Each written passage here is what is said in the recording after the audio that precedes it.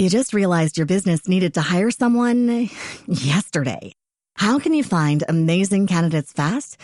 Easy. Just use Indeed. Stop struggling to get your job post seen on other job sites. With Indeed sponsored jobs, your post jumps to the top of the page for your relevant candidates, so you can reach the people you want faster. According to Indeed data, sponsored jobs posted directly on Indeed have 45% more applications than non-sponsored jobs. Don't wait any longer. Speed up your hiring right now with Indeed. And listeners of this show will get a $75 sponsored job credit to get your jobs more visibility at Indeed.com/PODKATZ12. Just go to Indeed.com/PODKATZ12 right now and support our show by saying you heard about Indeed on this podcast. Terms and conditions apply. Hiring? Indeed is all you need.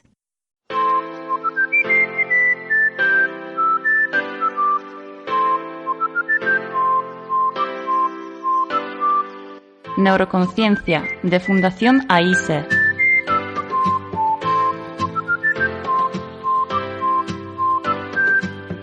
Con Manuel Jesús Quintero.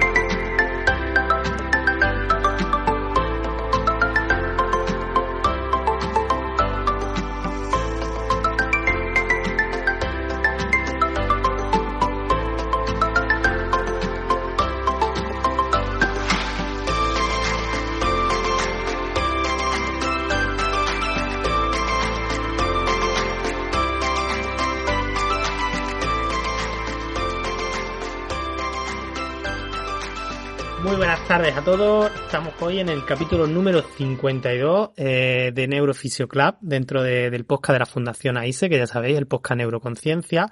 Y hoy, pues, jueves día 8 de junio, estamos en un horario un poco especial, porque estamos aquí a las 5 de la tarde, cuando nosotros somos un poco más trasnochadores o un poco más tardíos suelen ser estos programas.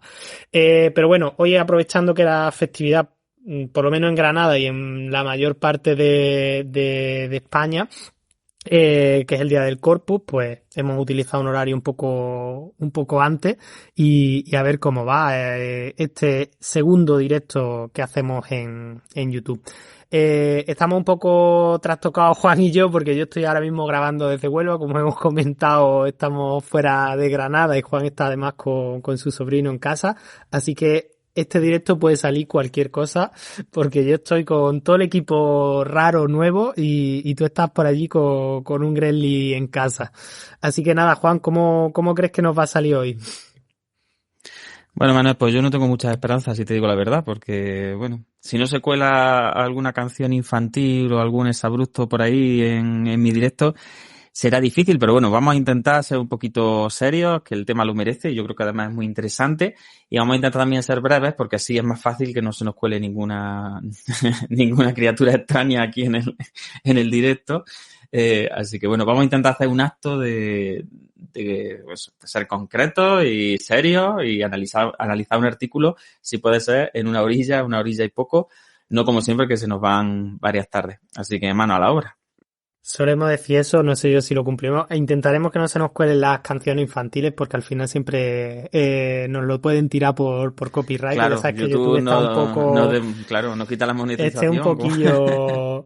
Bueno, pues como ha comentado Juan, hoy tenemos un artículo entre manos. Dejamos un poquillo esa trilogía, como yo llamo, y a Juan le hace tanta gracia, que ya sería un nuevo capítulo, ¿vale? De teorías de control motor, que tenemos pendiente grabar la de ecológica, que lo grabaremos seguramente como capítulo 53, pero bueno, aquí en medio se ha colado un poco este artículo que os voy poniendo. Y además esperamos que sea con pantalla. Gente de la CEFIP, Manuel, Sí. Vamos a intentar que sea con gente de la CEFIP, Sí. que ellos saben mucho de ecológica, así que estará guay el capítulo, vamos a intentarlo.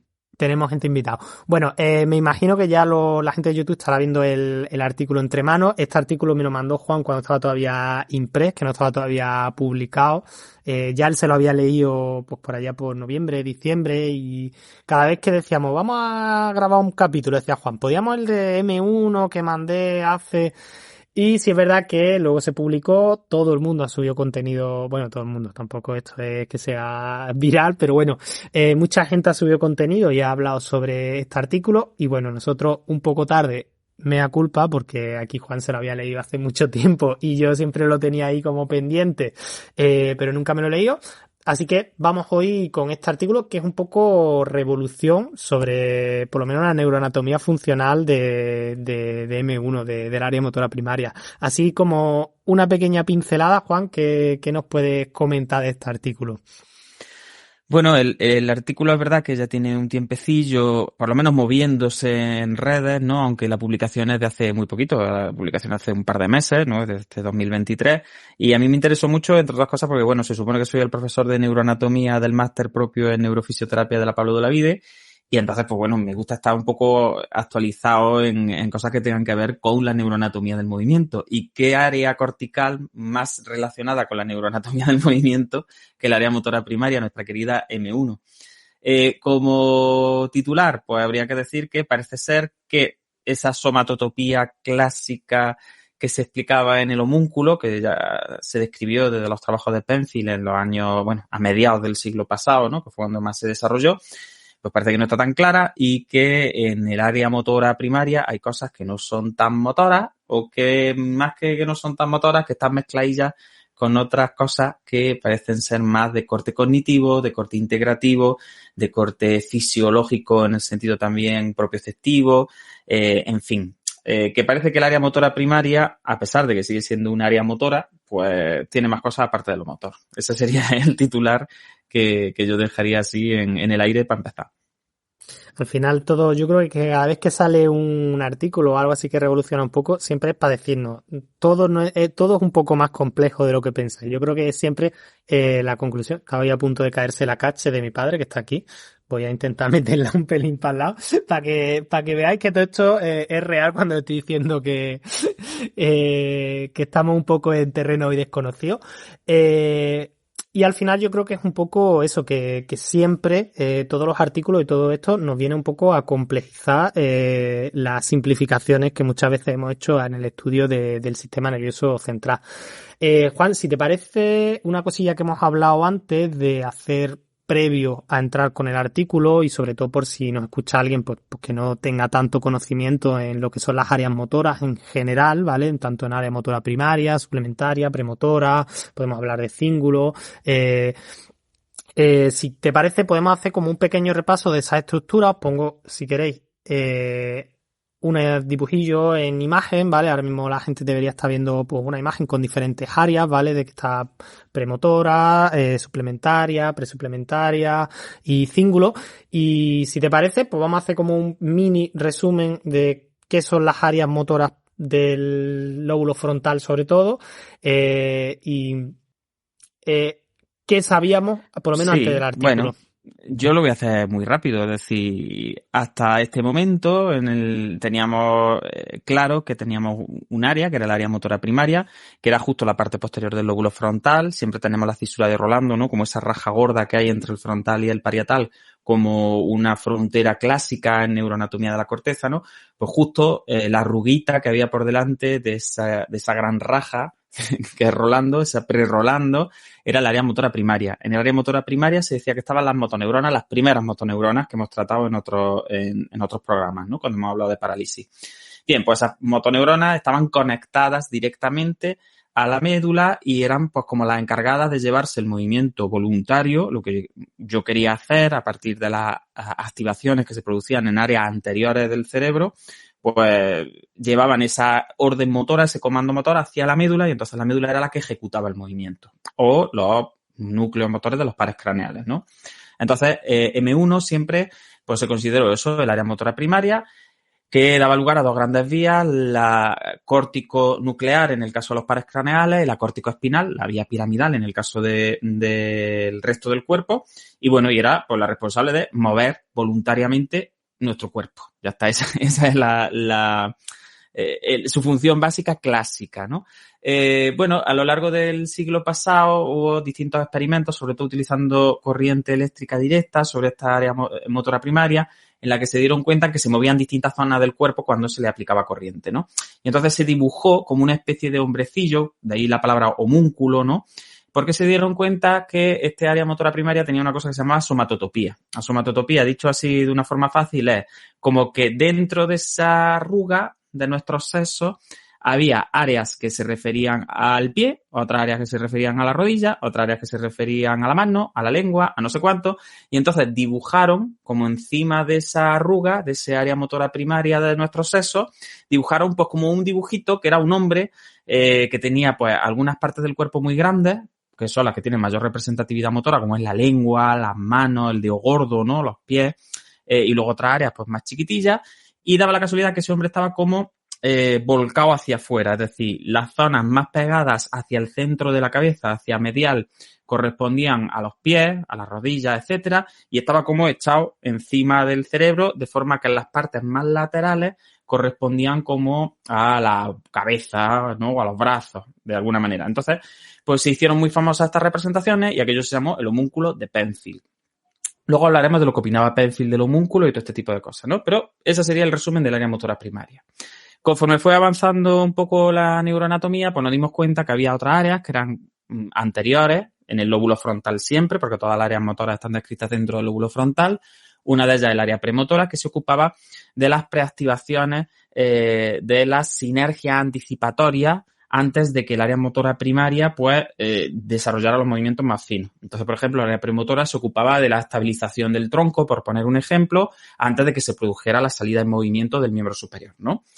Aparte de eso, el área premotora también se relacionó mucho con la capacidad de respuesta frente a estímulos externos, lo que se llamaba la motivación extrínseca, que tenemos por ahí un capítulo muy bonito que se llama motivación intrínseca versus extrínseca, que la podéis escuchar, ¿vale? Por tanto, se relacionó bastante con cerebelo y con otras estructuras que estaban relacionadas con eso, con el movimiento frente a estímulos externos. En cuanto al área suplementaria, pues un poquito más metida ya en el surco interhemisférico, como en esa rajilla que hay entre los dos hemisferios, era un área que estaba ya más hacia lo cognitivo, más hacia lo anterior, más cerca del prefrontal, y era un área que siempre se relacionaba con la capacidad de planificación, secuenciación, resolución de problemas básicos de movimiento. Era como, para hacer un símil básico, como el prefrontal del movimiento, ¿vale? Era como la que se ocupaba de esos aspectos pues más de corte cognitivoide. No tanto de activar motoneuronas específicas y músculos específicos, sino como de un poco planificar el movimiento y desarrollarlo, ¿no?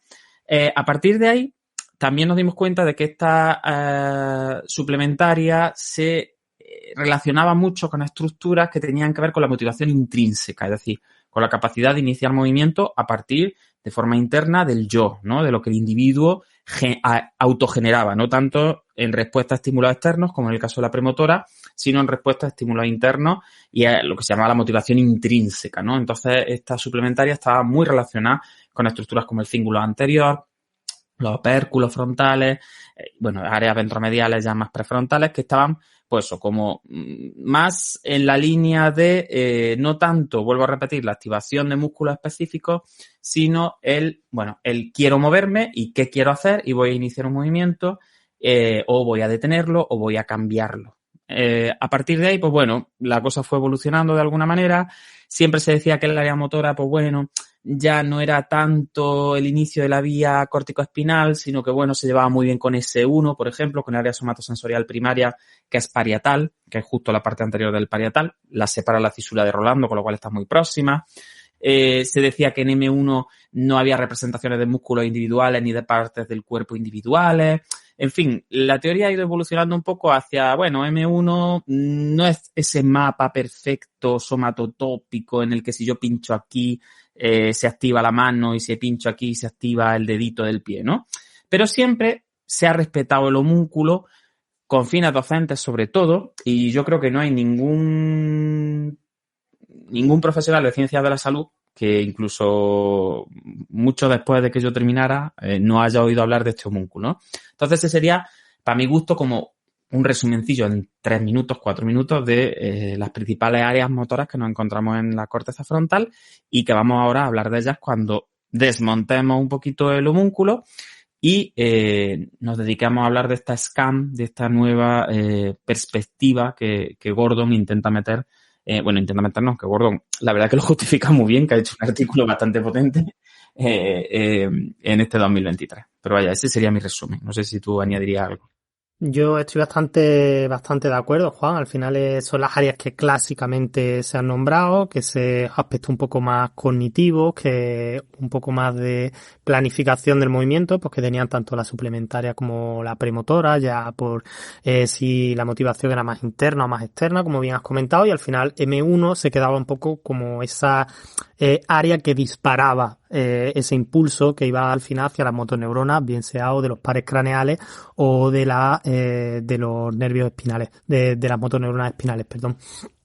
Entonces, al final siempre se nos ha contado eso, como que M1 es un sitio donde desde otras zonas pues llegaba como la orden del movimiento, ya con su planificación, con toda su preparación cognitiva, con toda su preparación de sinergia, y ella simplemente se encargaba de activar a los músculos, que de hecho muchas veces te dicen como que la activación es directa. Obviamente eso es falso, ¿vale? La activación siempre se tiene que producir a partir de una segunda motoneurona. Desde las motoneuronas corticales no se activa nunca el músculo de forma directa, pero siempre se nos ha pintado un poco como eso, como que es el de donde nace el control volitivo, de donde nace ese disparo. De hecho, Manuel, fíjate que incluso ni siquiera las motoneuronas espinales, la gran mayoría de las proyecciones de la vía corticoespinal van a interneuronas medulares también. Es decir, hay muy pocas zonas de la corteza motora primaria, ya hablando de hipótesis más modernas, que realmente cumplan ese criterio de primera motoneurona se engancha, segunda motoneurona y segunda motoneurona ejecuta. Es decir, salvo zonas muy específicas de las que hablaremos después, que son 3 zonas para las que este área motora primaria sigue siendo el área motora primaria clásica, ¿no? Que incluso en el artículo de Gordon ahora veremos que hay 3 zonas clásicas que sí son efectoras y que sí tienen una, pues como una relación directa entre la activación de ese área y el movimiento de ciertas partes del cuerpo, pero para la gran mayoría de las partes del cuerpo, para la gran mayoría de las actividades que desarrollamos en nuestro día a día, ni siquiera se produce esa activación clásica de primera motoneurona, segunda motoneurona, músculo. No, hay un papel de la médula y de los núcleos de los pares craneales ahí integrando también y haciendo cosas que están muy chulas. Entonces, fíjate que todo se hace más complejo todavía. Y al final siempre se nos ha enseñado esa médula como carretera o como camino de la información que sube y que baja, y al final, como tú bien comentas, tiene mucho más trabajo de procesamiento a nivel medular, de trabajo de confluencia, por así decirlo, de información y de gestión en ese nivel. Entonces, mucho más importante de lo que parece. Si te parece también, pues te damos como una pequeña pincelada de Penfield y de ese homúnculo, que era un poco lo que me comentaste el otro día en la cocina, que al final incluso Penfield tampoco quería mucho del homúnculo. Les voy a dejar mientras aquí una imagen del homúnculo. Yo estoy muy enfadado con el mundo en general, porque tengo que poner una imagen fea de Penfield. Queríamos poner las imágenes originales de Penfield, pero 90 años después de que se publicara el artículo y 50 años después de que se muriera Penfield, la editorial sigue cobrando derechos de autor por el artículo, así que no nos dejan poner la imagen original. Bueno, pero que es una representaciones del homúnculo, la más fea de todas es la primera que hizo Penfield, de hecho. Sí, pero también es la más ilustrativa, ¿eh? Sí, tiene sí, su parte más bonita y más ilustrativa. Punto. Pero bueno, se ve que no le han sacado dinero todavía. Se ven que no le han sacado dinero todavía al artículo y no lo han decidido liberar. Es que no quiere pagar, no quiere pagar nada. No quiero pagar. No quiere pagar ni por el homúnculo. Bueno, sobre todo yo sí quisiera romper una lanza a favor de Penfield, porque mucha gente que desconoce la historia de la neurociencia, cuando ha salido este artículo de Gordon y compañeros, como casi como, ay, por fin, como que desenmascaramos a Penfield, ¿no? Es como le quitamos la razón a Penfield. Y esto lo trata muy bien Javier Sánchez en su, sabéis que soy muy forofo de Miss Félix, del podcast de Javi Sánchez, y hay un capítulo suyo de finales del año pasado que se llama algo así como descuartizando, desmantelando el homúnculo, una cosa así, que es muy ilustrativa, en el que habla mucho de la relación que tenía Penfield con varios neurocientíficos. Yo se lo recomiendo a todo el mundo y que le eche un vistazo, bueno, una oreja, en este caso, al podcast de Javi, porque lo explica perfectamente. Y, de hecho, Penfield fue el primero que hizo el dibujo del homúnculo de una forma. Penfield era principalmente didáctico. Entonces lo que quería era generar una idea, plasmarla de alguna manera que fuera como ilustrativa, que fuera fácil. Lo que pasa es que el homúnculo se hizo tan famoso que prácticamente Penfield hubo un momento en el que dijo que había que matarlo, porque, claro, era muy difícil, y esto lo dicen incluso los autores los autores de este artículo del que hablamos hoy, citándolo a él, ya dicen que era imposible generar una representación que fuese fácil de entender y que a la vez fuese científicamente rigurosa. Entonces, el propio Penfield ya dijo que lo del homúnculo era algo que había algún momento en que había que matar a ese hombrecillo porque ya se le había ido de las manos, como que la gente estaba tomando como cierto, como canónico, como real así al 100%, esa configuración tan ordenada, tan bonita y tan precisa de las partes del cuerpo en el área motora primaria. De hecho, hay un homúnculo también sensitivo. Hay un homúnculo también en S1 que es igual más o menos, ¿no? Y la lógica es la misma. Era como qué partes de la corteza somatosensorial primaria parietal pues se corresponden con cada parte del cuerpo, y hay también un homúnculo sensitivo que está dibujado y que también las zonas que se supone que tienen como una mayor sensibilidad consciente, una mayor sensibilidad en explícito, pues tienen más cantidad de sesos y son más grandes en ese muñequito. El muñequito primero pasó en los dibujos originales de Penfield. Parece un poco raro, parece como un extraterrestre, hay un gremlin también extraño porque tiene la cabeza por un lado, ahí es como medio bicho anfibio ahí extraño, partido además en trozos. Y luego pasó a ser en 2 dimensiones, y luego ya últimamente, a partir de los años 80-90, pues ya se crearon representaciones incluso en 3 dimensiones, que se pueden ver por ahí en museos de la ciencia. Tú estás poniendo ahí una imagen ahora, pues que es en 3 dimensiones, ¿no?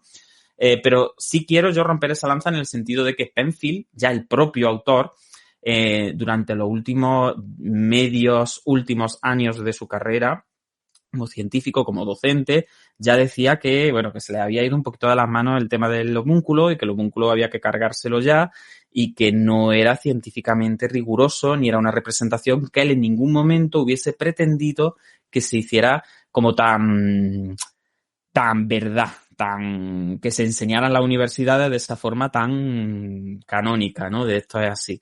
Entonces, bueno, yo sí quería comentar un poco eso, pues porque creo que es también de justicia histórica, porque este hombre hizo unas aportaciones a la neurociencia, no solo en neuroanatomía, sino en neurofisiología también, potentísimas, tiene unas cartas interesantísimas que intercambia con algunos de los neurofisiólogos, neuroanatomistas, incluso neurocirujanos más importantes de la época, que son una delicia, que cualquiera que se interese un poquito pues puede leerla y puede descubrir ahí el verdadero Penfield, y como el propio autor ya tenía muchas dudas y tenía, o sea, que nadie ha desmontado ahora ni ha sacado del armario a Penfield en el sentido de, ay, te hemos descubierto no sé cuántos años después que lo que escribiste era mentira. Él mismo ya reconocía que esto era más, pues bueno, como un jueguecillo mnemotécnico, una forma de aprender algo, de dar una idea de que existía cierto orden dentro de la corteza motora primaria. De hecho, el artículo de Gordon sigue respetando algunas de las áreas de Penfield, en concreto 3, de las que hablaremos ahora después, y las sigue colocando en un sitio específico, ¿no? Y las sigue colocando también desde medial hacia lateral, como ocurre en el homúnculo. Lo que pasa es que, bueno, luego pues habla de otro tipo de distribuciones. Pero eso sí quería yo comentarlo un poquito porque creo que es de justicia, ¿no? Sí, al final No sé, Manuel, yo creo que tenemos que por lo menos siempre darle el valor histórico a los autores. Este hombre, la verdad que fue un revolucionario en su época, y como bien comenta, al final siempre nos gusta irnos a los extremos, y el artículo no tira del todo por tierra, como tú comentas, todo el concepto de somatotopía de M1.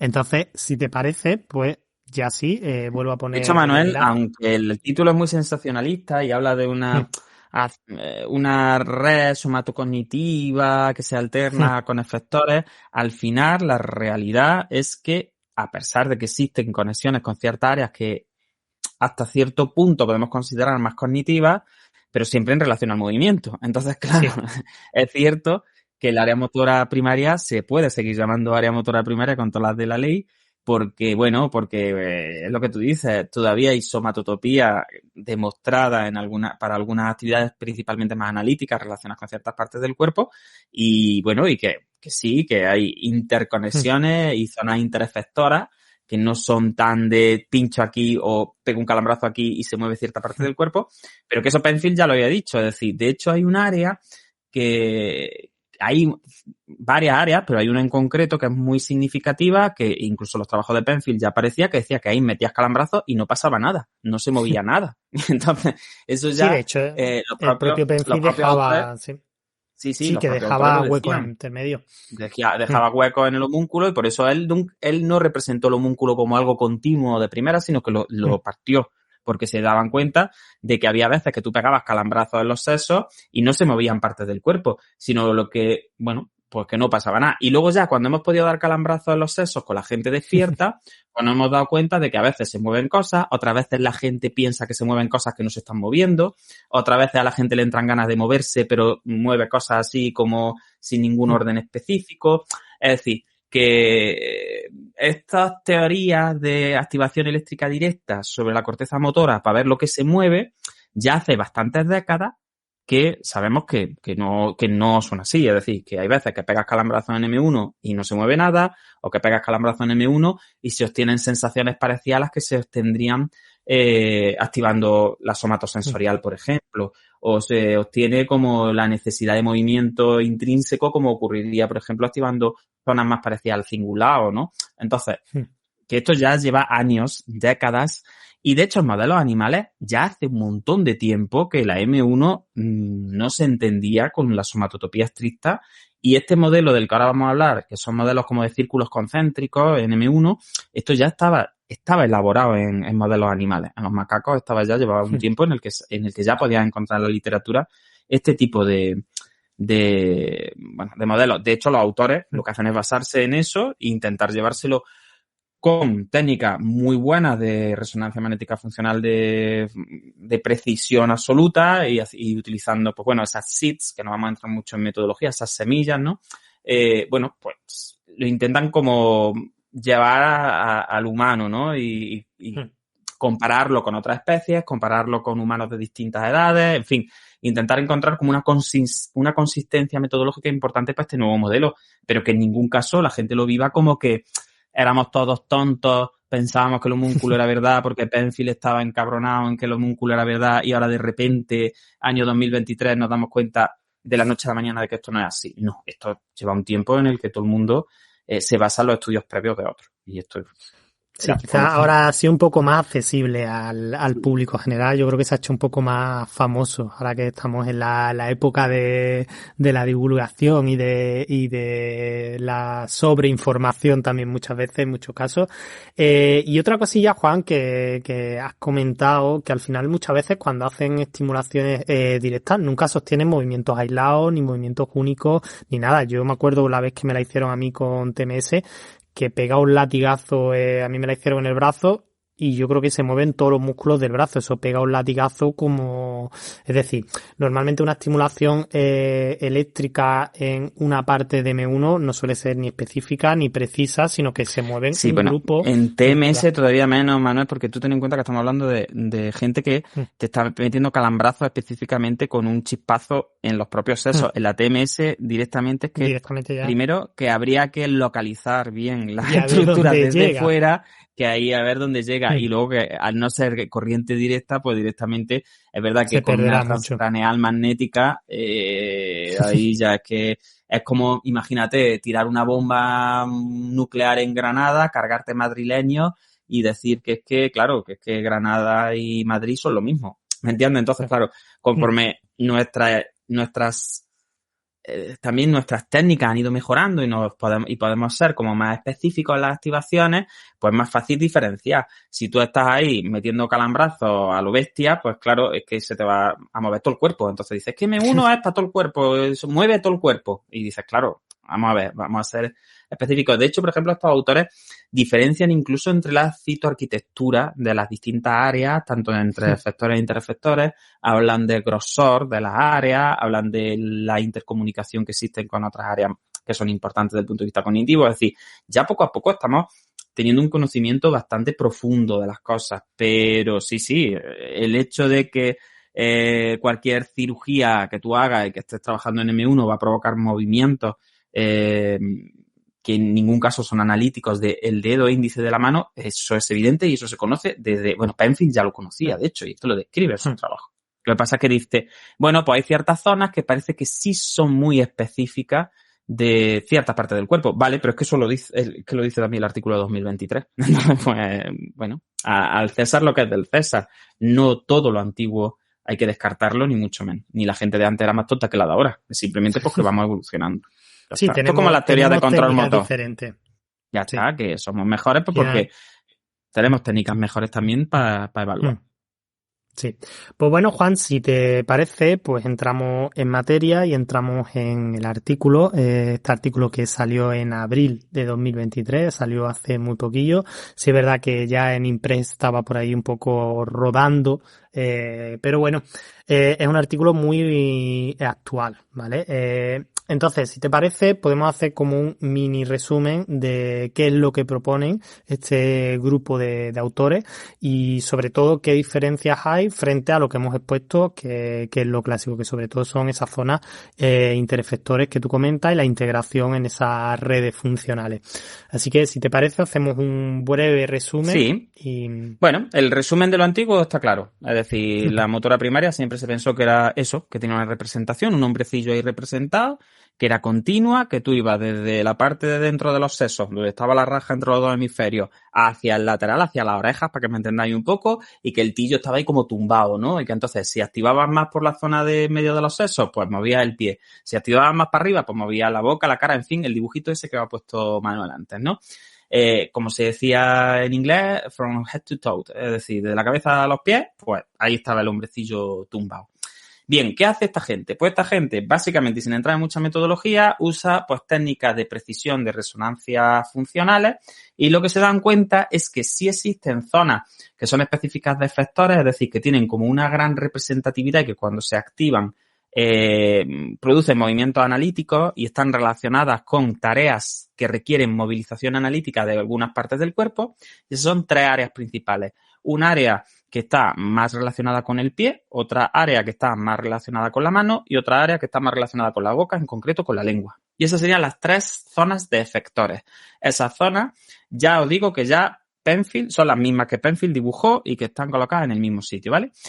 Pero ¿qué pasa? Que entre estas tres zonas, que son como las de efectores, que están como más específicamente diseñadas para mover esas partes del cuerpo, pues tenemos unas interrupciones de unas zonas que tienen una estructura distinta y que, están conectadas a una red que en el artículo creo que se llama CON, creo que es Cíngulo Opercular Network o algo así, ¿no? Que sería como la red cíngulo opercular. Bien, nosotros sabemos que la red cíngulo opercular se ocupa de cosas que tienen que ver con movimientos dirigidos a fines, es decir, los goal oriented, que se llaman, ¿no? Los fines intrínsecos, vuelvo a repetir, la motivación intrínseca, tienen que ver con el arousal, que para gente así que no esté muy familiarizada, pues el arousal no deja de ser el estar despierto, ya está, el tener la atención suficiente, los niveles de activación suficientes como para estar despierto. Tienen que ver, por ejemplo, con la monitorización del error, tienen que ver con circuitos insulares que tienen que ver con el dolor y la significación emocional del dolor, ¿vale?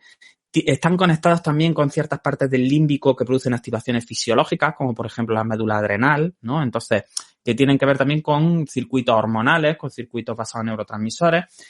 Y por tanto, esas áreas que están ahí colocadas entre los efectores más analíticos, que serían boca, mano, pie, como el virus este que les da a los sobrinos, ¿no? Que a los niños chicos, que yo creo que se llama algo así parecido. Pues esas redes no pueden ser, por tanto, solamente motoras e ir a motoneuronas y estar relacionadas con S1 y estar relacionadas con el hemicuerpo contralateral, sino que ahora hablaremos de que tiene unas características específicas que las transforman, pues, en unas zonas dentro de M1 que están conectadas con cosas tan revolucionarias, aunque sea de forma indirecta, revolucionarias quiero decir, para el conocimiento que teníamos ahora, como son las glándulas, como he comentado en el tema más fisiológico, y esa M1 por ahora ya estaría salteada, estaría punteadita de un sistema de planificación que ellos han llamado SCAN, que es Somato Cognitive Action Network, es decir, la red de activación somatocognitiva, ¿vale? Esto no es otra cosa, nada más que tres áreas principales que estarían colocadas entre las otras tres áreas, que son las de los efectores boca, pie, mano, que ya hemos comentado. Y esos dos sistemas, pues bueno, como que estarían actuando todo el rato de una forma sincronizada, pero en paralelo también. Es decir, por un lado, en M1 tendríamos esas áreas específicas que en los dibujitos que tú estás poniendo del artículo serían las 3 primeras que aparecen, ¿vale? Que serían movimientos analíticos para tareas específicas en el pie, en las manos y en la boca, principalmente en la lengua, es decir, para movimientos aislados, movimientos que son muy analíticos, lo que antes se llamaba la motricidad fina, para que a mí es un término que nunca me ha gustado mucho, en eso coincido con Pablo Duque, pero bueno, movimientos como más precisos, más analíticos. Y luego estaría esta Somato Cognitive Action Network, la SCAM, que se ocuparía de acciones dirigidas a metas, activaciones fisiológicas que tienen que ver con el movimiento que se está desarrollando, principalmente con sistema nervioso vegetativo, pues si me tengo que poner más o menos nervioso, más o menos activo, en referencia a lo que voy a hacer, ya con los movimientos generales del cuerpo. En concreto, por ejemplo, hablan de la activación abdominal, de activaciones de tronco, etcétera. Así que esa para mí sería como el resumen de todo el artículo. Y ahora, si quieres, pues entraríamos ya en ver en qué se han basado los autores, pues para establecer estas áreas, curiosidades sobre las distintas áreas, pero básicamente esto sería como la doble tríada. Una tríada de efectores boca, pie, mano, que siguen siendo somatotopía pura, que están muy conectados a motoneuronas medulares, que tienen que ver con movimientos analíticos específicos de esas 3 partes del cuerpo, y otras 3 áreas que estarían intercaladas, entre medias, en las que, bueno, no prima tanto la activación a la motoneurona, no prima tanto la salida del comando motor, sino cosas más parecidas a las que hacía, por ejemplo, antes la suplementaria. Y ahora hablamos, si quieres, de dónde están conectados más específicamente y desarrollamos estas ideas. Pero para mí, como resumen de, si no te quieres leer el artículo, estas son las ideas principales, lo dejaría más o menos así. No sé si agregaría algo. Sí, yo creo que bastante buen resumen, Juan. Al final yo ahora he puesto ahí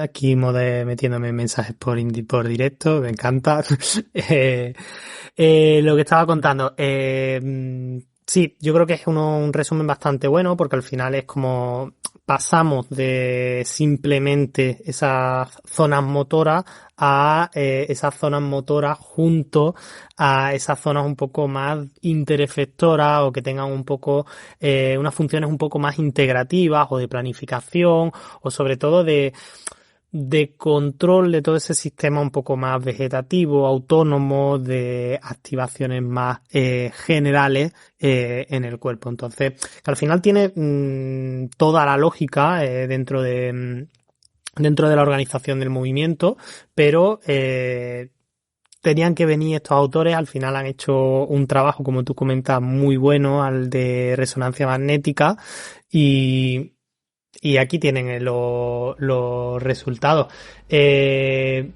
Yo creo un poco, Juan, que podemos también repasar las diferentes zonas, las diferentes áreas que tienen conexiones con esta nueva SCAN, con esta nueva Somatocognitive Network.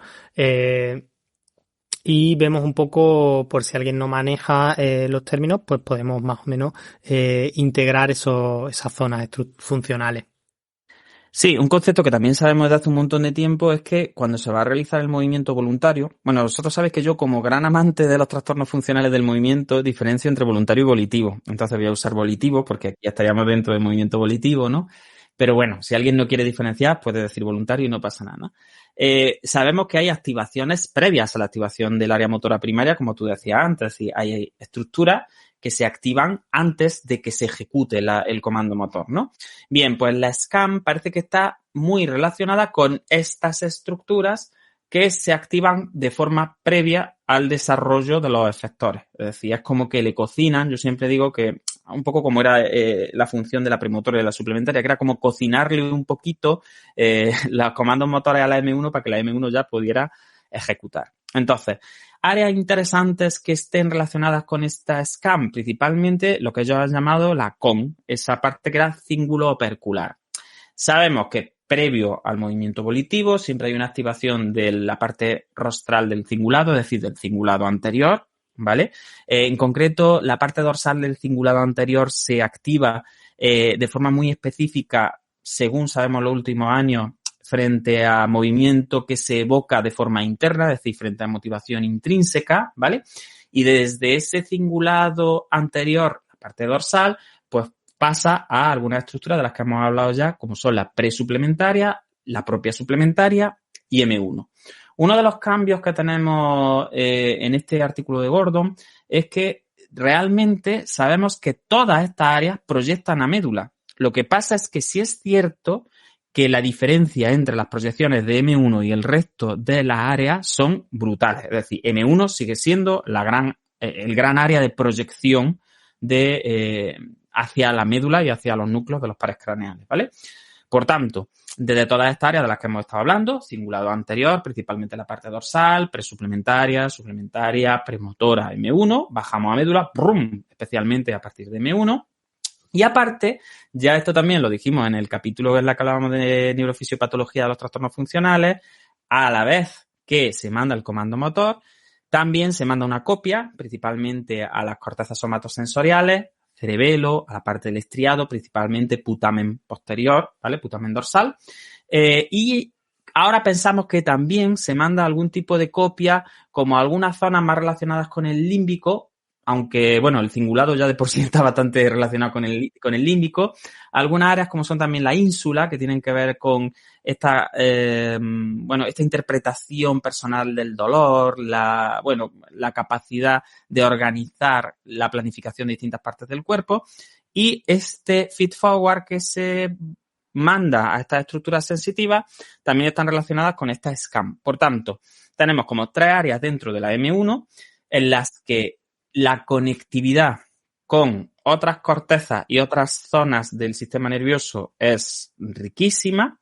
Y si yo tuviera que nombrar principalmente cuáles, pues me iría a esta red cíngulo-opercular, que vuelvo a repetir, que está formada principalmente por la parte dorsal del cíngulo anterior, presuplementaria, suplementaria, y luego también a ganglios basales, a putamen dorsal, ínsula y a cerebelo también incluso, pero la parte del cerebelo que está menos relacionada con la ejecución motora, a la parte del cerebelo que es más propioceptiva, para que me entiendas, que es más como de estado interno de nuevo, ¿no? Que es más fisiología, más no tanto la ejecución motora, la métrica y tal, sino más la parte de integración propioceptiva del cerebelo.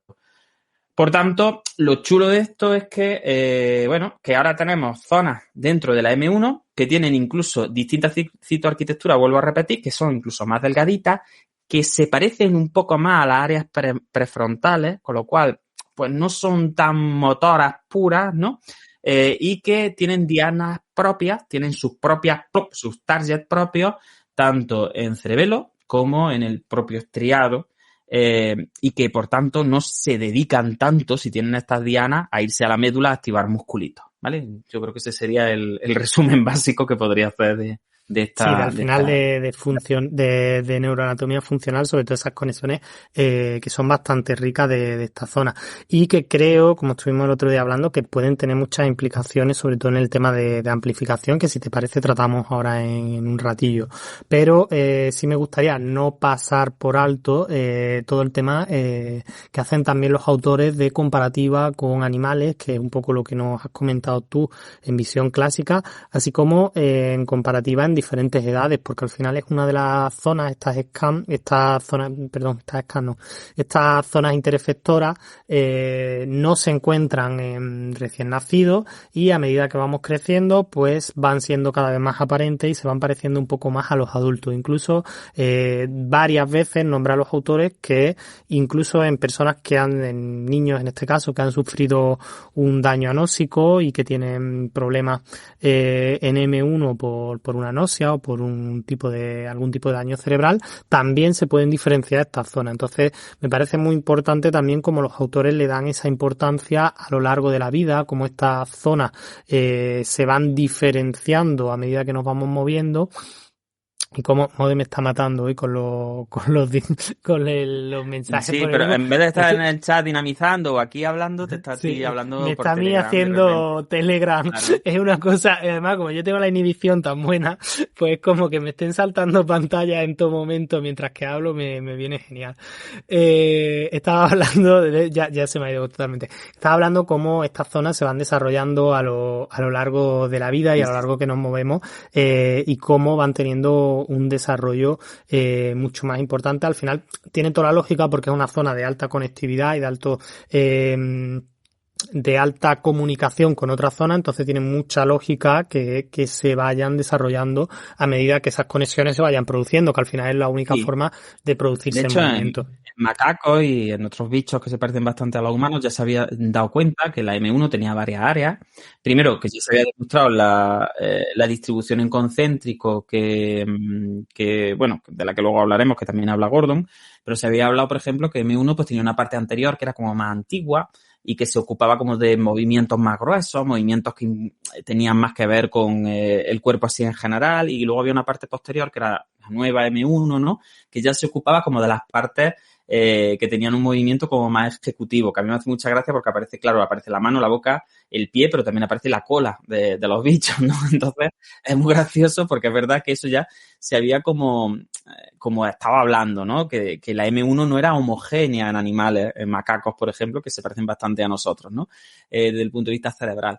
Claro, pero fíjate qué curioso que eso se había visto en modelos animales y, sin embargo, en el ser humano, el modelo que teníamos imperando era un modelo más simple, que no tenía mucha lógica, ¿no? Pues se supone que el cerebro humano evolutivamente es más complejo.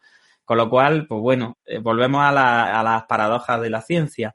Teníamos que los animales ya diferenciábamos distintas M1, veíamos una M1 más primitiva, veíamos una Neo M1 que se ocupaba ya de efectores que tenían que ver con cola, mano, boca, pie, y que luego había zonas de interconexión y, sin embargo, eso en humanos todavía no se había planteado. Es verdad que yo admiro mucho el trabajo que han hecho los autores porque, bueno, primero han monitorizado, o sea, han hecho un trabajo activo con un grupo poblacional que no es muy amplio, ¿vale? No es muy amplio lo que ellos han hecho, por así decirlo, de forma directa. Directamente, las personas que ellos han estudiado no son tantas.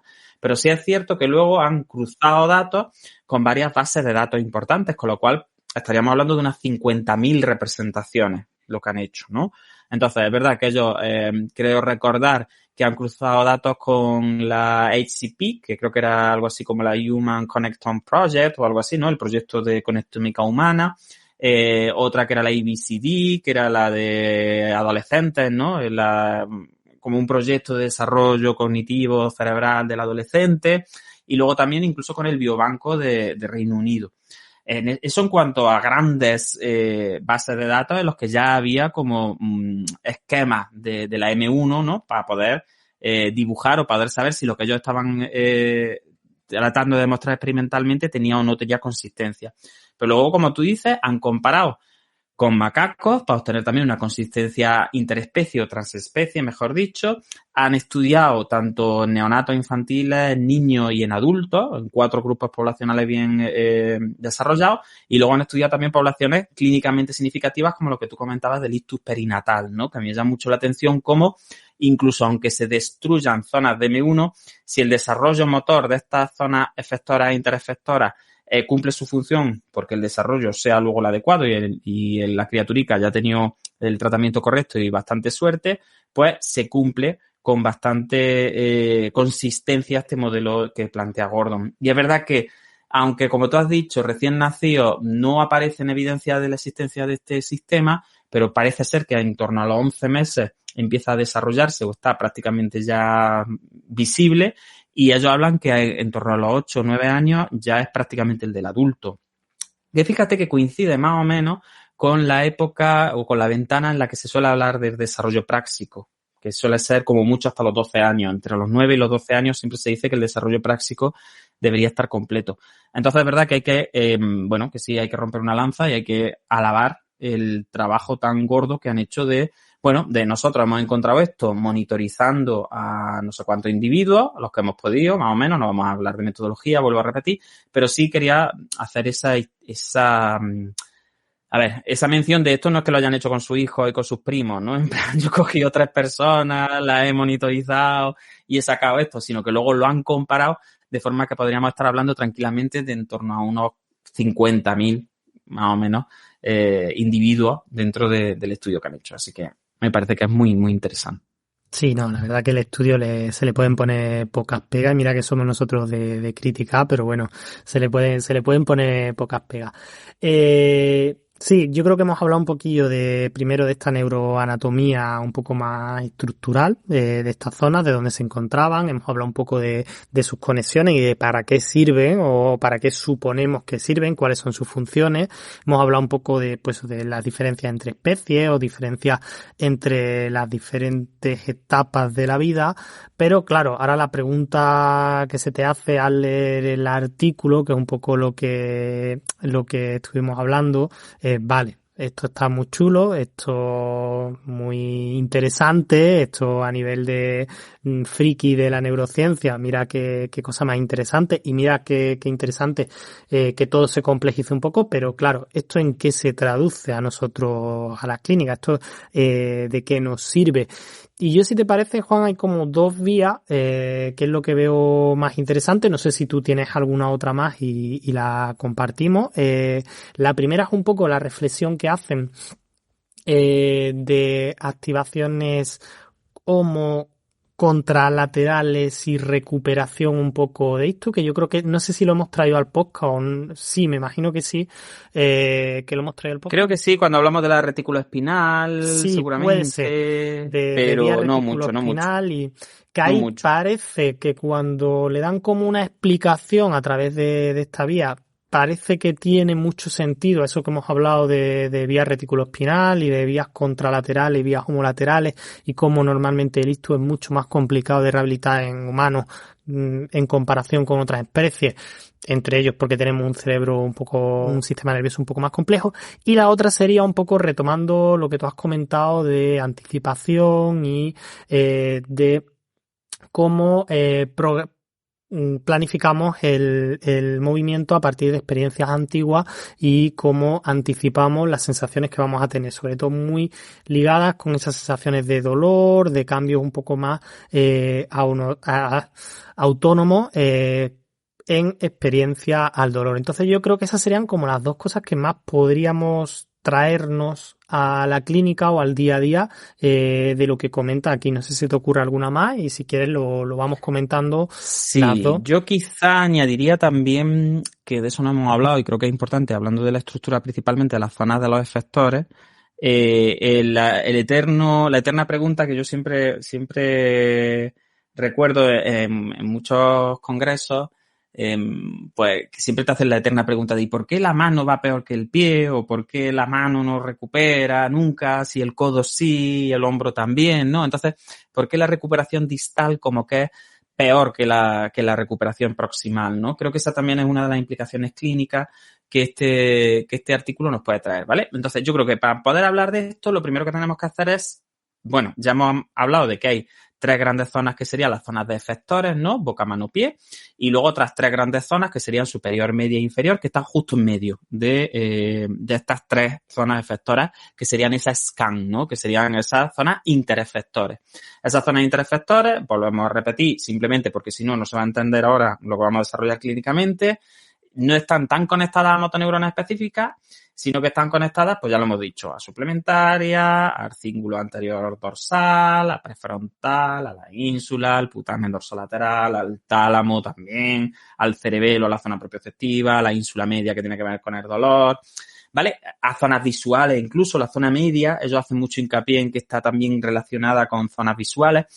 Por tanto, que no son tan motoras puras. Vale, bien. Pero dentro de las que sí son más motoras, esas tres zonas, boca, mano, pie, tenemos como una distribución concéntrica. Y en esa distribución concéntrica tenemos como la zona más distal en el centro y luego rodeando como en anillo tendríamos representaciones de las articulaciones, vamos a llamarlo así para que se entienda, hacia proximal. De manera que imaginaros en el área de la mano, pues tendríamos en el centro el dedo pulgar, el resto de los dedos y luego hacia afuera pues ya tendríamos la muñeca, tendríamos el codo y tendríamos el hombro, ¿vale? Bien, y eso para cada una de las tres zonas que son de efectores. Para la lengua exactamente igual, tendríamos en el centro la lengua, luego alrededor, en fin, hasta salir a los labios, etcétera, etcétera. Y en la zona del pie lo mismo, pues los deditos del pie, el tobillo, la rodilla y la cadera, ¿vale? Eso sería para las tres zonas específicas que sí producen movimientos analíticos, como en el homúnculo clásico, ¿vale? Bien, pero ahora metemos lo que tú comentabas. Es decir, mientras que las zonas específicas de los efectores, boca, mano, pie, tienen una alta representatividad contralateral, muy somatotópica en el sentido que están muy relacionadas con la S1 del mismo lado, pero que movilizan musculatura en el lado contralateral del cuerpo, pues las zonas interefectores, estas 3 zonas de la SCAM, no tienen esa distribución tan contralateral, sino que están fuertemente unidas entre ellas y unidas a estructuras también bilaterales, ¿vale? Por tanto, dentro de la M1, que clásicamente se ha descrito como una zona que era contra cuerpo, es decir, era el hemicuerpo contralateral el que se afectaba cuando tú tenías una lesión M1, pues ahora tenemos una primera conclusión. Si dentro de esa M1 hay zonas específicas que no son tan laterales, sino que son más bilaterales, cuando se produce un infarto, imaginaros, de una arteria cerebral media derecha, ¿vale? Yo puedo tener M1 alterada, pero esa M1 alterada va a alterar zonas que sí son fuertemente contralaterales, que son principalmente las zonas específicas de efectores, boca, dedos de la mano, bueno, mano y pie, ¿vale? Y esas son las zonas que están como más afectadas en contralateral.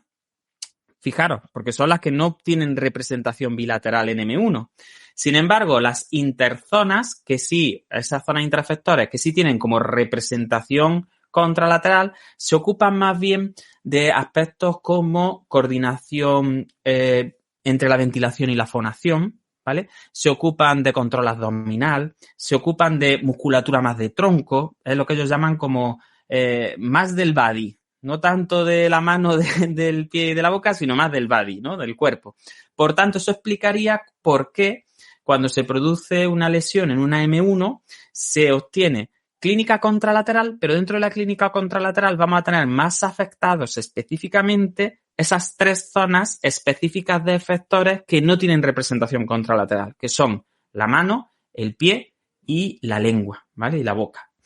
Y eso al final es muy importante porque estaríamos hablando de que nos daría una interpretación de por qué podemos empezar a tirar o no de esas compensaciones que antiguamente eran compensaciones porque se establecían desde zonas del cuerpo que se consideraban que no estaban movidas por la zona lesionada, cuando sabemos que ya desde el principio estamos utilizando estrategias que se basan en redes que quedan ya sin lesionar, entre comillas, o que por lo menos están haciendo el esfuerzo de compensar la función. Entonces, fíjate cómo me parece muy interesante que, primera conclusión, las zonas específicas de efectores tengan una distribución concéntrica en las que la zona central sea la zona más distal y en circulitos vengan las zonas como más hacia proximal y que esas zonas no tengan representación contralateral apenas. Es decir, que no tengan conexiones con las otras del otro lado.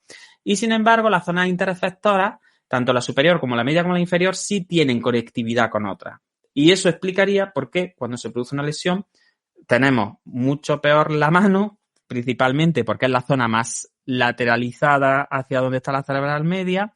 Tendríamos peor el pie y la lengua y, sin embargo, las zonas más proximales, más de tronco, más de estabilización postural, se verían menos afectadas. Entonces, fíjate cómo sí se pueden empezar a sacar aplicaciones clínicas de este modelo. Y si quieres ahora pasamos a los otros, ¿no? A los otros 2 que has comentado tú también, pero por si quieres agregar algo, yo creo que este también es muy interesante. Sí, yo creo que como bien comenta, al final es una cosa que siempre hemos explicado por grados de libertad y porque al final son zonas que requieren mucho más control fino, volvemos a esa palabra que no nos gusta y al final es mucho más fácil que se afecten y siempre las zonas más axiales, las articulaciones más pegadas al tronco, pues como que tienen está inervada por más zonas, incluso tienen esa inervación un poco más bilateral que te hace que puedas tirar del hemisferio contralesional para reclutar un poco, que eso como bien comentas, pues encaja mucho con los modelos de la vía reticuloespinal y de cómo se controla a partir de lo que antiguamente pues se llamaba compensaciones mediante otras zonas activas. Entonces, yo creo que eso Sí, es una de las cosas que nos podemos sacar de este artículo, que en principio los autores, si no me equivoco mal, tampoco lo comentan de forma específica, sino que lo dejan así como un poco de pincelada, pero que bueno, que podemos ir nosotros reflexionando sobre qué implicaciones puede tener esto. Así que si te parece, pues podemos pasar a la siguiente, Juan. Sí, ellos no hablan de implicaciones clínicas así directas, gordas, salvo lo que tú comentabas de la contralateralidad, que eso sí es verdad que es como, bueno, que eso sí lo dejan ahí caer. Pero bueno, es verdad que a mí me parece muy interesante cómo van razonando el por qué el modelo concéntrico es más útil y entonces pues hablan, por ejemplo, de eso, de por qué cuando tú pones, ellos hacen muchas tareas, ¿no? Hacen entrenamiento en bloques de tareas, algunas que son más analíticas, otras son más generales, ¿no? Y van viendo cómo estas zonas que son específicas de efectores, boca, mano, pie, tienen como mucho juego, tienen muchas ganas de activarse cuando las tareas son familiares y son muy específicas de esa parte del cuerpo, ¿no? Entonces, claro, ellos plantean la idea de que si realmente el homúnculo fuera cierto, cuando yo desarrollo una tarea, se deberían estar dando como activaciones, una activación por cada parte del cuerpo que estoy teniendo, ¿no? Porque el homúnculo iría como en oleadas, desde el pie aquí más pegado al centro de la cabeza hacia las zonas más laterales que se ocupan más de estas áreas que estábamos hablando de la lengua y de las manos, etcétera, ¿no? Entonces, claro, ahora en el nuevo homúnculo nosotros lo que tenemos es como una zona primera en la que aparecería un área en la que estaría el pie en medio y luego dos rodillas, por así decirlo, como pegadas y dos caderas hacia afuera, ¿no? Porque volvemos a esa distribución concéntrica. Y se han dado cuenta de que, claro, de que realmente, salvo en tareas que solo implican al efector de forma muy analítica, en las que sí hay una sola activación del área, cuando tú te estás moviendo hay activaciones en las que hay zonas en las que se unen esos círculos concéntricos que afectan a las zonas propias de los efectores, a las zonas de la boca, mano, pie. Y esas zonas coinciden específicamente con las zonas interefector. Entonces, esas zonas interefector han demostrado varias cosas que son implicaciones clínicas también interesantes. Por ejemplo, la zona media está muy relacionada con la coordinación ocular y de la mano, ¿vale? Entonces, lo que se llama siempre la coordinación mano-ojo, ojo-mano, yo no sé cómo, ¿no? Mano-pie, ojo-pie, todo este tipo de cosas. Pues eso sí es verdad que los autores no lo terminan de sentar como algo así como una cátedra, pero sí dicen, bueno, sí sabemos que hay muchísimas proyecciones de la zona media de los interefectores, que ya sabéis que hay 3, pues la de en medio, sí están muy relacionadas con algunas áreas de fuerte conectividad visual, ¿no? Entonces eso, por ejemplo, es otra de las implicaciones clínicas que podríamos sacar. Si las lesiones están más localizadas sobre esa área, pues podríamos tener problemas, por ejemplo, en esta coordinación que tiene que ver más con la parte visual. Otras implicaciones clínicas interesantes serían, por ejemplo, en la coordinación respiratoria de la fonación. Es decir, se ha visto que también, principalmente más hacia la zona de la lengua, del efector de la lengua, donde convergen la zona del efector de la lengua con el efector de la mano. Fíjate qué curioso, que tendría que... Yo aquí, en fin, tenía muchas cosas que decir, pero justo en esa zona en la que convergen los efectores de la mano y de la lengua, cuando se producen alteraciones, pues podría haber una alteración de la capacidad de coordinación de la ventilación para poder desarrollar la fonación, ¿no? Porque están fuertemente conectadas también con áreas que van tanto a los efectores de la lengua, a los efectores más de la zona, bueno, de la oralidad, vamos a llamarlo así, y luego también a zonas ventilatorias, como diafragma. Con lo cual a mí esa también me gusta mucho. Y sobre todo también, claro, aquí volvemos a lo mismo.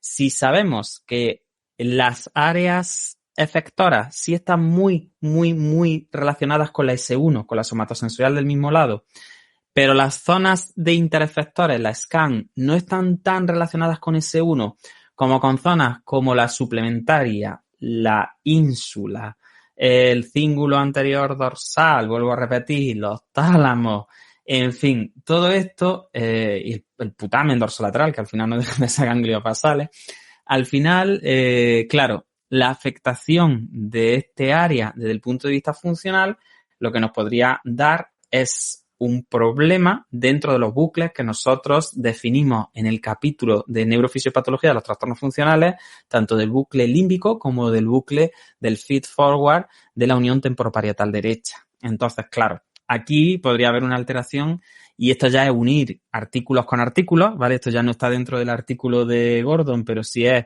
como unir cosas que nosotros hemos leído y que vemos en clínica. Claro, si realmente la M1 también se ocupa de informar a glándulas y centros que tienen que ver con la activación fisiológica, con la anticipación, como es la suplementaria, con la anticipación, como es el cerebelo, con la comparación entre la planificación de las consecuencias y las consecuencias reales, como es el propio cerebelo también, o las áreas temporoparietales, no sería descabellado pensar que muchos de los trastornos funcionales del movimiento quizá tengan alteraciones funcionales electrofisiológicas que se pudieran medir, igual que se mide ya la actividad de la POT, de la temporoparietal derecha, y ya se están empezando a medir en pacientes funcionales, pues quizá en estos mismos pacientes con trastornos funcionales del movimiento se podrían empezar a medir trastornos en el funcionamiento de esta SCAN, de estas zonas interefectores. Porque además es muy llamativo que ellos refieren que principalmente una de las áreas que antes comentábamos que cuando se pegaba un calambrazo y no ocurría nada motor, sea precisamente la zona interefector media. De las tres que hay, pues la de en medio sabemos específicamente que cuando tú pegas un calambrazo ahí no se produce movimiento. Sin embargo, los pacientes sí pueden tener sensaciones de que están moviendo zonas que no se mueven o empiezan a mover zonas pero no son conscientes de que la están moviendo.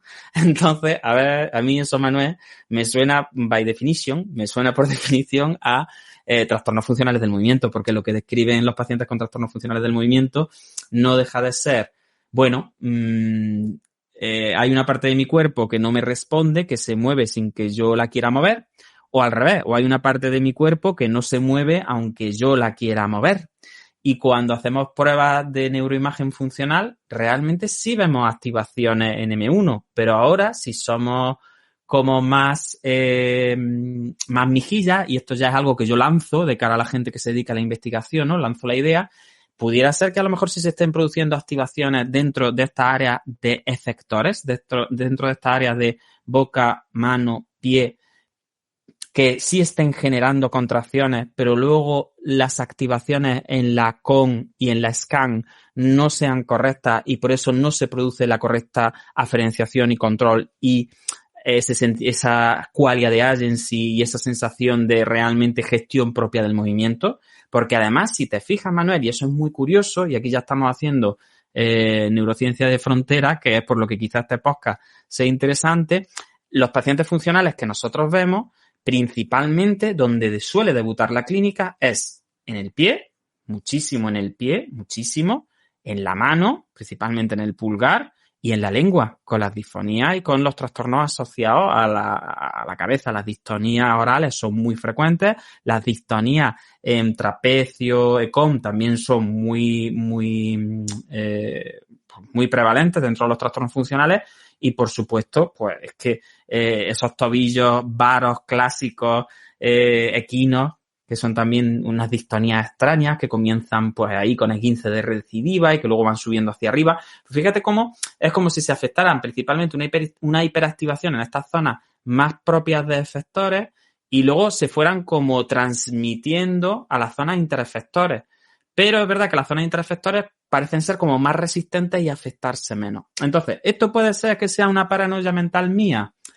Puede ser. ¿Puede ser que yo esté muy obsesionado con los trastornos funcionales? Puede ser.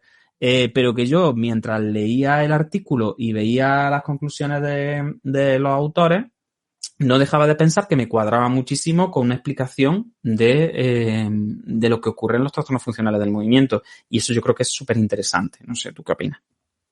Sí, Juan, a mí una de las cosas que más he escuchado hasta ahora hablar, una de las cosas que más me gusta es que al final los trastornos funcionales del movimiento en los últimos años siempre se han tachado de pues que son trastornos pues que no hay ningún tipo de daño orgánico, que son más psicógenos, que son más de otra índole más que neurológico y cada vez estamos viendo que hay más redes funcionales que pudieran estar implicadas en estos síntomas. Simplemente lo que no teníamos era los medios o la tecnología como para llegar a ver que estaba afectado, pero al final hay muchas de estas vías redes funcionales, que ya hablamos en neurofisiopatología de trastornos funcionales, que aquí nos dan como esa pincelada, que al final es, a medida que se va estudiando el sistema nervioso, pierde un poco esa visión de estructuralismo, esa visión más neuroanatómica de localización, y se va mucho más a las redes funcionales. Y yo creo que aquí cuadran muchos otros trastornos, y al final yo creo que es primero una gran noticia para los pacientes, porque al final siempre han sido como muy maltratados, tanto por la medicina como por la rehabilitación, como por casi todas las disciplinas, tachándolos muchas veces de simuladores o tratándolos muchas veces de enfermos directamente mentales, y al final se está viendo que hay muchas zonas que pueden estar relacionadas con estos síntomas.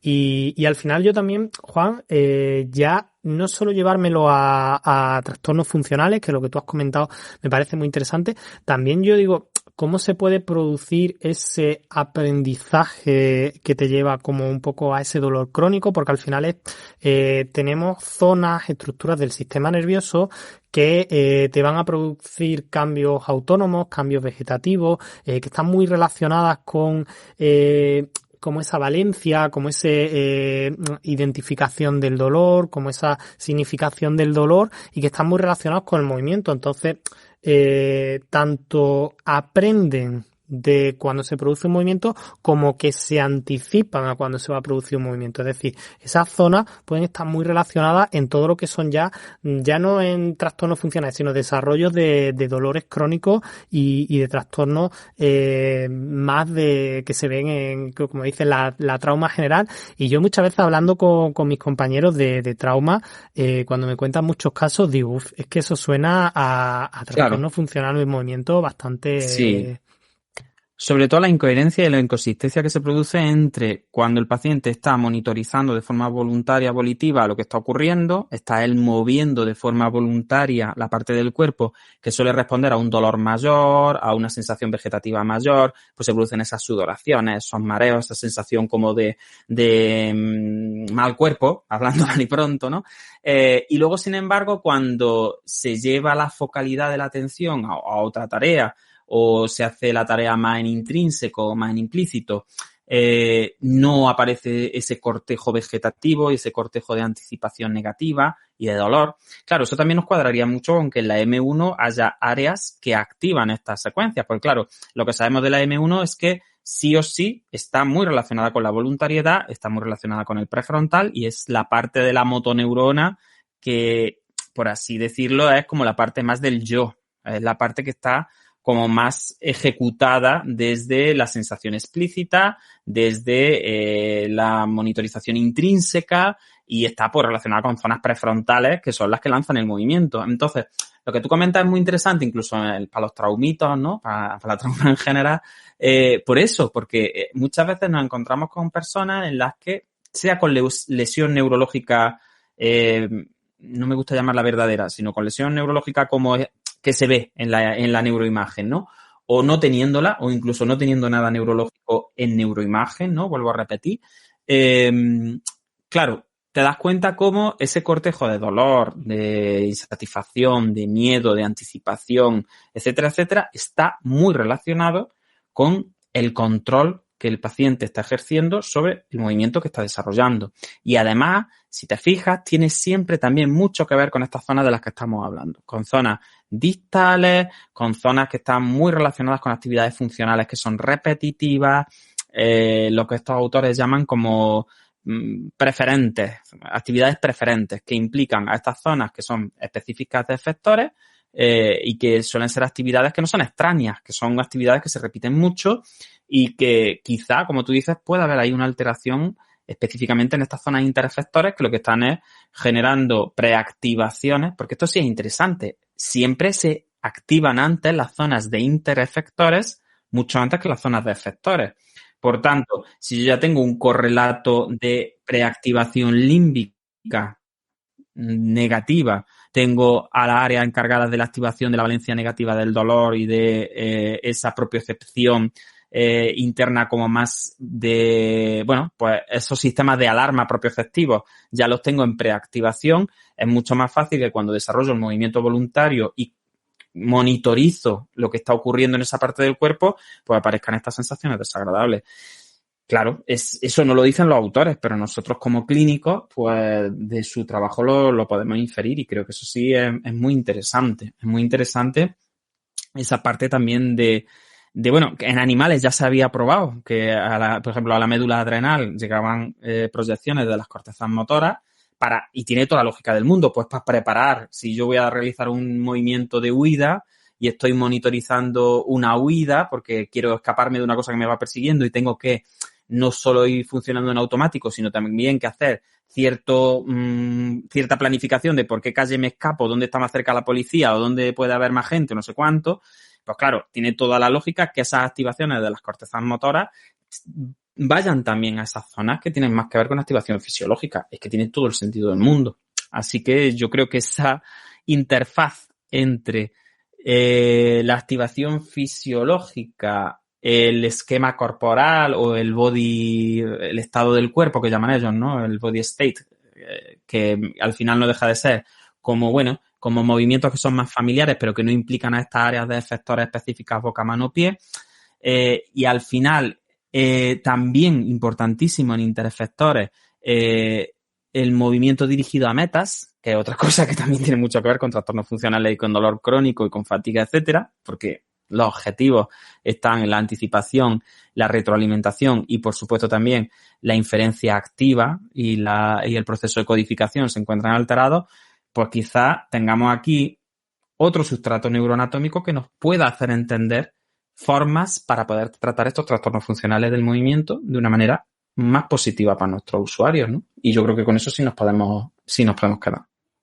Sí, yo creo que es bastante positivo. Y Juan, si te parece ya para ir cerrando también, que hoy habíamos hablado de cumplir la hora y creo que, bueno, no vamos mal de tiempo, ¿eh? Creo que hoy... No vamos mal. Hombre, podemos hablar más, sí, podemos hablar muchísimo más, pero yo creo que nos está quedando un programa muy cortito, muy bonito. Muy cortito, muy bien. Y sí, porque además yo creo que como este nos quede denso, esto va a ser infumable.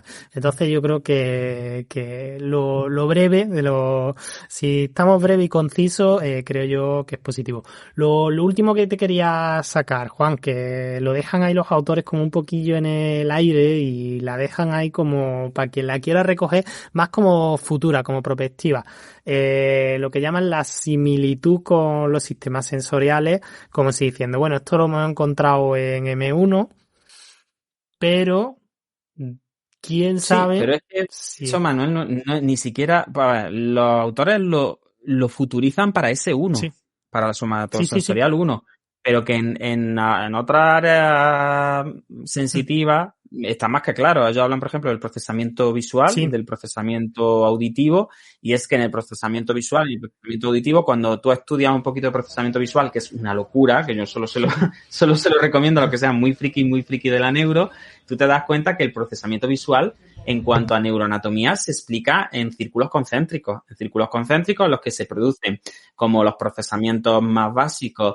No voy a entrar porque no es el momento de hacer el capítulo infumable, pero como que ciertos tipos de procesamientos están desarrollándose en zonas puntuales de las cortezas visuales y que alrededor, siguiendo columnas y círculos que son concéntricos, se van desarrollando el procesamiento de otros tipos de formas más complejas de visión. Entonces, no se entiende la visión como un todo, no se entiende la visión como ver o no ver, sino que la visión tiene una serie de componentes que se van encajando según la complejidad por principio de anidamiento para que nosotros luego podamos tener la experiencia consciente de la visión que tenemos, ¿no? Pues entonces, ellos dicen, si eso ocurre con la visión y está ya más que demostrado y lo sabemos, ¿por qué las áreas motoras no nos lo habíamos planteado? ¿Por qué las áreas motoras no vamos a plantear que el movimiento tampoco es un todo? Que no puede haber un área que cuando yo la active mueva la mano en plan como si la mano fuera un todo, sino que también haya esas zonas concéntricas en las que se vaya procesando el movimiento en niveles de complejidad desde lo más distal hacia lo más proximal, ¿no? Entonces, a mí me parece muy interesante que ellos, como que volviendo otra vez a lo mismo, busquen la consistencia del modelo que están proponiendo y digan, si esto los sistemas sensitivos, por ejemplo, en visión y en audición, los tenemos más que claro, ¿qué pasa con la somatosensorial? Pues los somatosensorial no se meten porque es verdad que no hay todavía estudios que hayan como explicitado tanto este modelo para lo somatosensorial. Pero sí sabemos que ocurre también en las cortezas somatosensoriales. Es decir, de nuevo, no existe esa... Fíjate, si lo tenemos claro hasta para... en fin, hasta para los dermatomas, que no existen líneas de dermatomas cerradas, por mucho que estén pintadas en los muñequitos tan bonitas por colores.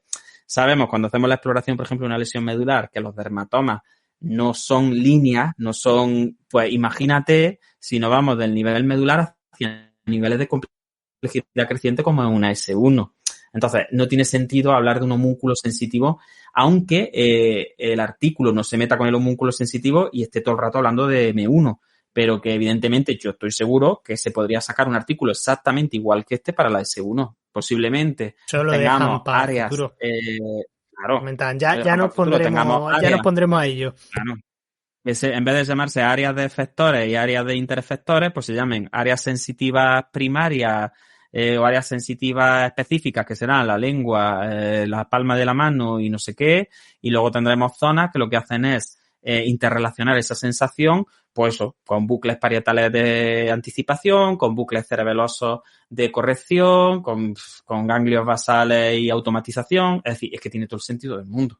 Por eso te digo que es que me imagino que no tardaremos mucho en si ya el homúnculo motor se ha desguazado, ¿no? Como digo en el capítulo de Hemisferi de Javi, que creo que utilizaba ese término, ¿no? Pues el sensitivo seguramente vaya por el mismo camino. Además, porque yo siempre he pensado, y no sé si me equivoco, que el homúnculo sensitivo creo que es un poco más antiguo que el homúnculo motor, porque sabemos que las áreas frontales tienden a ser como más neocortes, ¿no? Y es verdad que el ser humano, más que caracterizarse por sus capacidades de sensibilidad o sus capacidades sensitivas o por su capacidad sensitiva somática, no se caracteriza tanto por eso como por la ejecución de movimiento, ¿no? Aunque el movimiento y la sensación, ¿no? El desplazamiento, la ejecución y la sensación sean las dos caras de la misma moneda, ¿no? Como siempre se ha dicho de forma clásica, pero yo creo que el homúnculo sensitivo tiene que ser más fácilmente tirado un poco a la basura que el motor todavía.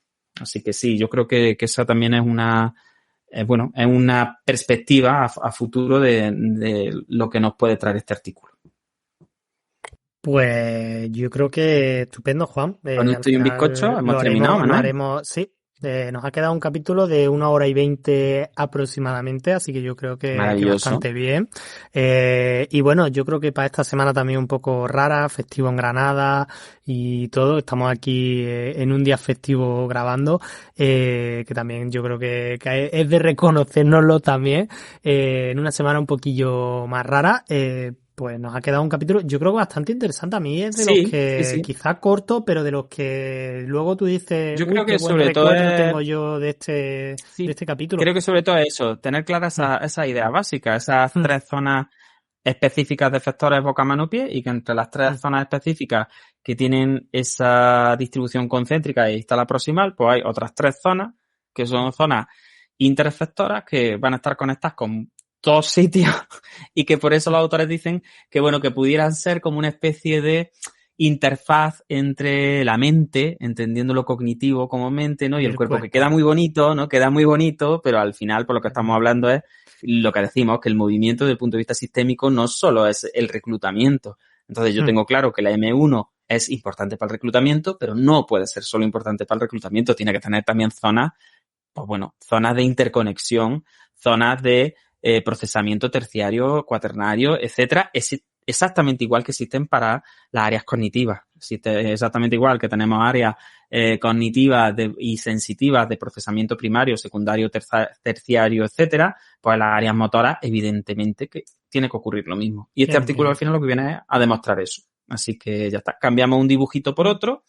Metemos las tres zonas de asociación, que a mí me hace mucha gracia porque en el artículo viene como si fueran marionetitas así con hilos. Meten las tres zonas de asociación. Ahí lo llevo. Entre las tres zonas de asociación, esas que son marionetas y con hilitos, pues metemos un pie con 2 rodillas y 2 caderas, una mano con 2 codos y 2 hombros y la boca en medio así fonando. Sí, la verdad que la boca da un poco de miedo, La boca da un poco de miedo porque como hace referencia a la coordinación fonatoria, pues da un poquillo más de miedo. Tiene ahí como su... esas dos bocas, sí, esas dos bocas suenan raras, se ven ahí un poquillo más raras, da un poco extrañas, más de miedo. pero bueno, pero ya está. También es cierto que aquí se dejan partes del cuerpo muy interesantes, Manuel, es que no están bajo el control motor, pero que seguro que en el homúnculo sensitivo sí deben estar representados. Sí, es una de las que más está representada, sí. Así que ya. Bueno, pues nada, vamos a cortar esto antes de que deriven otras cosas. Pues nada, nos vemos la semana que viene, no sé si la semana que viene o la siguiente, que estamos todavía concretando fechas con los... Tenemos que concretar con la gente de la SEFI para que puedan, para que pueda participar con más gente mejor. Sí, que yo creo que nos llama Manuel y yo siempre. Sí, vamos a intentar salir un poco de esta endogamia y abrir un poco todo. Así que nada, nos veremos seguramente en esta semana para hablar de ecológica, para terminar de grabar el capítulo especial que llevo yo desde el 50 diciendo que está ahí preparado, está medio grabado, lo tenemos en mente. Lo que pasa es que es un capítulo un poco más complejo y en algún momento saldrá sin ninguna duda porque además nos hace mucha ilusión. Pero muy bonito, vale la pena la espera. Sí, va a valer la pena. Así que nada, pues a todos, muchísimas gracias a los que habéis llegado aquí. Creo que aunque haya sido corto, es un capítulo denso y es un capítulo complejo, sobre todo por todas esas estructuras. Así que nada, muchísimas gracias a todos por estar ahí y a ti, a Juan, por venirte esta tarde con tu sobrino en casa, con todo lo que tiene, para venirte esta tarde aquí a echar un ratillo de neurociencia conmigo. Así que nada, muchísimas gracias y nos vemos en el siguiente capítulo. Hasta luego. Hasta luego, Manuel. Feliz Corpus. Adiós a todo el mundo. Hasta luego, adiós.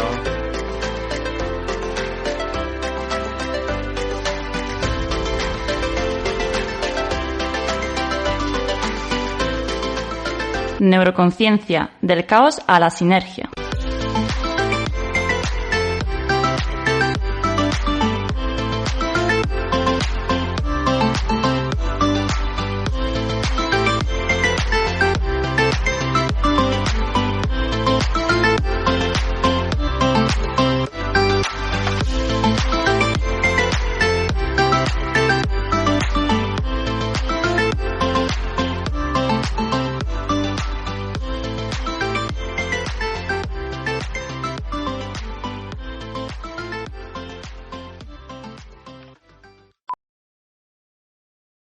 Antes, hacer los impuestos significaba usar al mismo preparador que tu familia.